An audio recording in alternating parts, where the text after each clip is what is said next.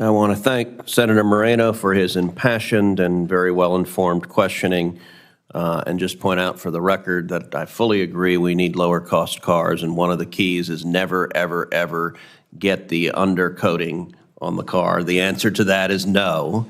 And with that, I recognize that also went out in the 70s. Senator Hickenlooper. Thank you, Mr. Chair. I thank all three of you for taking your time out today. Let me start with Mr. Morrison. Impaired driving is a threat to passengers, cyclists, pedestrians, everybody. Last year, the U.S. saw almost 40,000 fatalities involving motor vehicles. 12,429 fatalities involved alcohol-impaired driving. That's 30% of all fatalities. We have a national blood alcohol concentration, BAC, a national limit of 0.08% to determine alcohol impairment. Currently, there is no uniform national standard to measure marijuana impairment. In Colorado, marijuana impaired driving is a blood test above 5 nanograms of THC. At least 16 other states have zero tolerance laws prohibiting any amount of drug impairment while driving. Creating a national standard for marijuana impairment is going to ease the burden of law enforcement, prosecutions, help clarify legal requirements across states, and without question, save countless lives. So, Mr. Morrison, what steps would you direct NHTSA to take in consultation with states, our laboratories of democracy, to develop a national impairment standard for marijuana-impaired driving? I think NHTSA absolutely plays a critical role here. During my time as chief counsel in the first term, we were really pushing hard this campaign against drug-impaired driving. Some of the messaging we put out, drive high, get a DUI.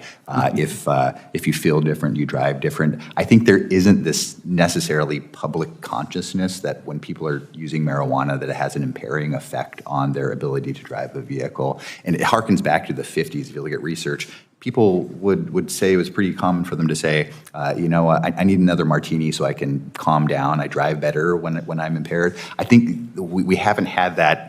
There's absolutely been a shift in perception there, although impaired driving, alcohol-impaired driving is too high. We haven't seen that similar shift for marijuana, and it's absolutely something that I would intend to double down on. I would also look to partner with, I think, the Office of National Drug Control Policy to work with them on that as well as law enforcement in the states. Yeah, absolutely. I think it's one of those lurking giants that's out there, and the country has not gotten their arms around the fact that more and more kids are smoking pot instead of drinking.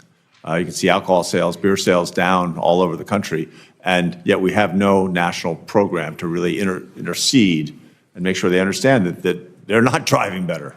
Right, and the poly use is another issue. There's compounding factors of alcohol use with drug use that also need to be recognized. I do understand there are some scientific challenges to really gaining that notion of whether or not there's a threshold level. Well, it's like alcohol. It's different size people. There's some variation there, but the science is getting there, and certainly the level of impairment can clearly be measured and calculated against the consumption of narcotic. Absolutely, and it's an area where I know you've been a national leader. I appreciate that, and we look forward to working with you. You bet. Mr. Roberti, nationwide, PHMSA oversees safe operation of 3 million miles of pipeline, 17,000 underground storage tanks, more than 160 liquefied natural gas facilities.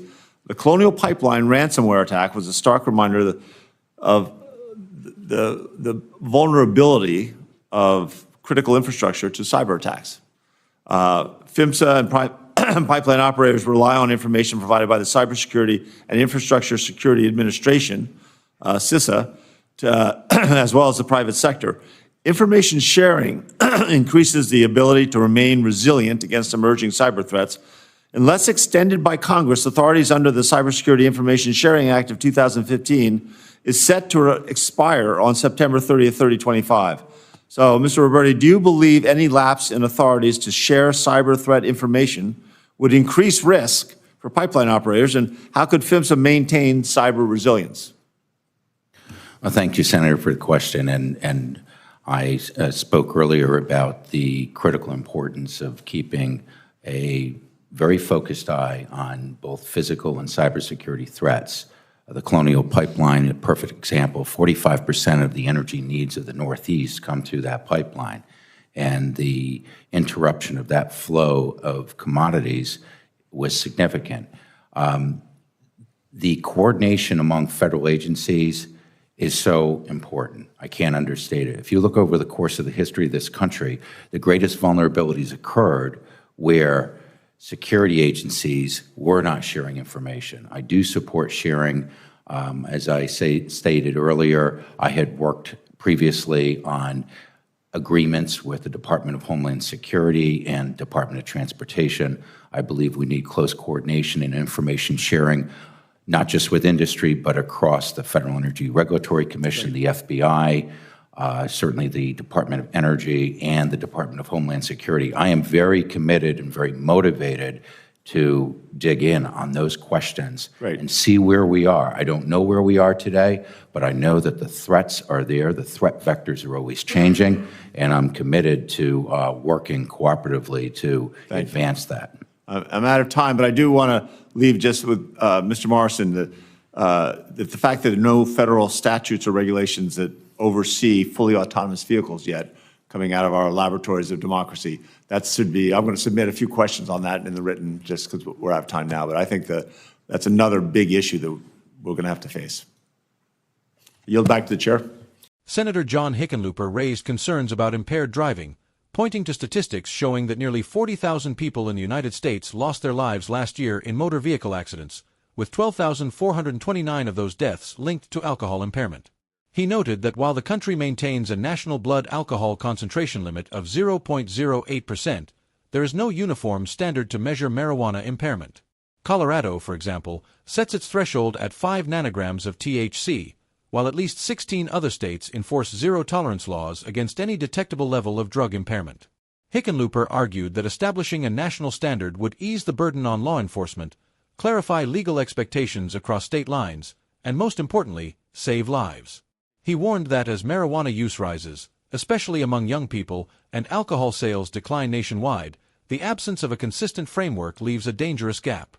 He emphasized the growing problem of poly-use, where drivers combine alcohol and drug consumption, compounding impairment and risks on the road.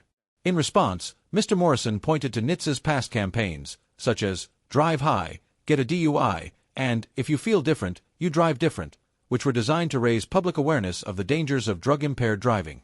He explained that unlike alcohol, public consciousness has not yet shifted strongly enough to recognize marijuana's impact on driving ability. Morrison committed to doubling down on education and working closely with the Office of National Drug Control Policy, as well as with state law enforcement, to push for stronger national measures.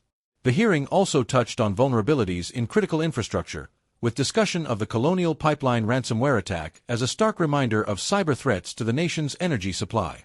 Mr. Roberti stressed the need for continuous information sharing among federal agencies, regulators, and private operators to guard against evolving threats.